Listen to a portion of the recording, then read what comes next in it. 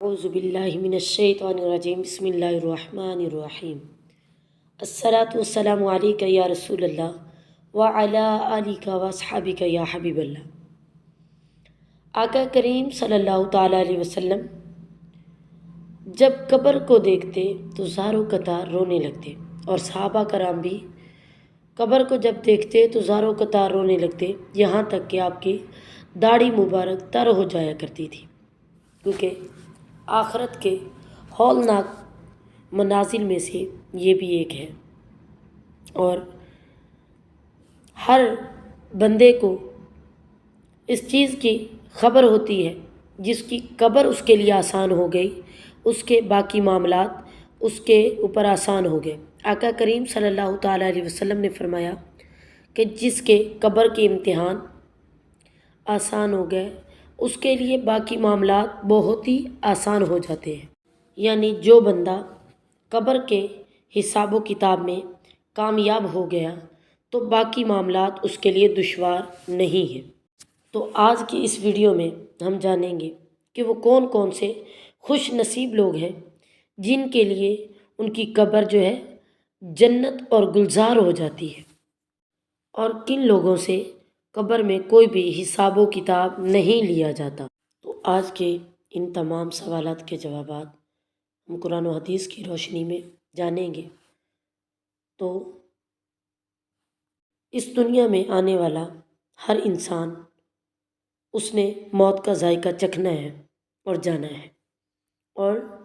ہر انسان جیسے اس دنیا سے جاتا ہے قبر میں جاتے ہی اس کا حساب و کتاب شروع ہو جاتا ہے، لیکن اس کے باوجود قرآن و حدیث میں 10 ایسے لوگوں کا ذکر ملتا ہے کہ جن کا کوئی بھی حساب و کتاب نہیں ہوگا اور کوئی بھی سوال و جواب نہیں ہوگا۔ تو وہ کون سے ایسے 10 لوگ ہیں جن سے حساب و کتاب نہیں ہوگا؟ نمبر 1، انبیاء کرام کی ذات مقدسہ ہیں کہ جن سے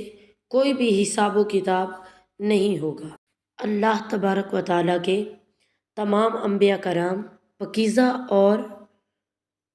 ہر خطا سے محفوظ ہوتے ہیں، اور وہ اللہ کے معصوم بندے ہوتے ہیں، ان کا ہر کام اللہ کے حکم کے مطابق ہوتا ہے، لہٰذا تمام انبیاء کرام علیہ الصلاۃ والسلام سے کوئی بھی حساب و کتاب نہیں لیا جاتا۔ نمبر 2، وہ خوش نصیب لوگ ہیں جن کا حساب و کتاب قبر میں نہیں ہوتا، وہ صدیقین ہیں، یعنی سچے لوگ، جیسا کہ رب عز و جل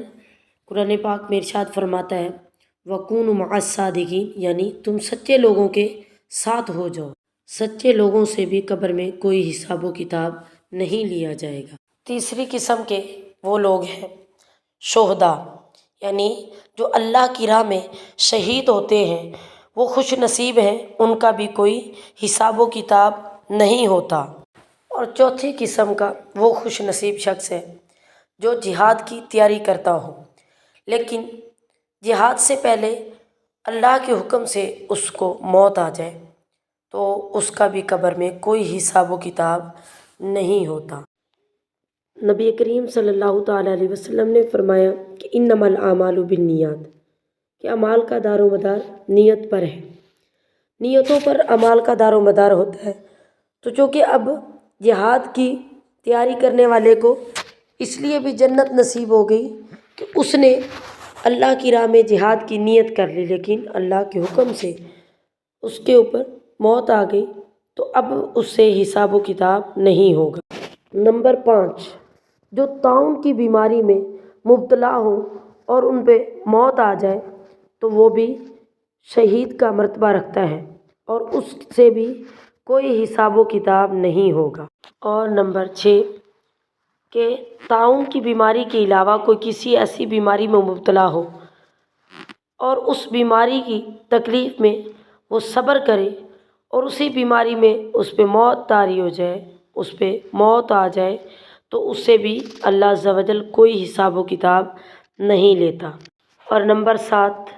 وہ بچے جو بلوغت سے پہلے انتقال کر جاتے ہیں، تو رب عز و جل ان بچوں سے کوئی بھی حساب و کتاب نہیں لیتا۔ اور نمبر 8، جمعہ کے دن یا جمعہ کی رات میں مرنے والا شخص، تو ایسے شخص سے بھی اللہ تبارک و تعالیٰ کوئی حساب و کتاب نہیں لیتا۔ اور نمبر 9، وہ خوش نصیب لوگ جو ہر رات سورۃ ملک کی تلاوت کر کے سوتے ہیں۔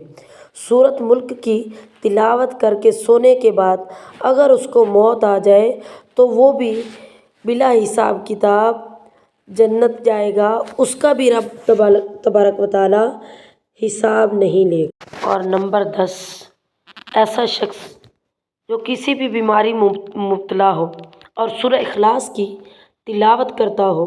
تو ایسے شخص سے بھی اللہ تبارک و تعالیٰ کوئی حساب کتاب نہیں لے گا۔